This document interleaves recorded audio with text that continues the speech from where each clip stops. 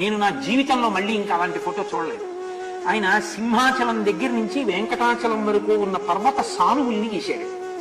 గీస్తే ఏమైందో తెలుసా అండి, సింహాచలంలో తోక పెట్టి పడుకుని ఇలా ఉన్నటువంటి ఒక పెద్ద పాము ఖచ్చితంగా వెంకటాచలం వచ్చేటప్పటికి 7 పడగలు ఇలా విప్పింది.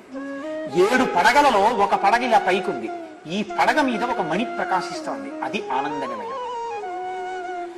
సింహాచలం దగ్గర తోక, అక్కడి నుంచి ప్రతి కట్టులో కూడా ఒక్కొక్క కట్టులో అన్నవరం, అన్నవరం దాటిన తర్వాత ఇంద్రకీలాద్రి, ఇంద్రకీలాద్రి దాటిన తర్వాత శ్రీశైలం, శ్రీశైలం దాటిన తర్వాత ఇది అహోబలం, అహోబలం దాటిన తర్వాత వెంకటాచలం.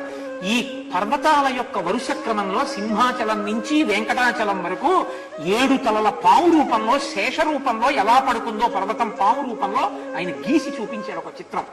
నేను అసలు ఇటువంటి స్వరూపాన్ని ఇప్పటిదాకా చూడ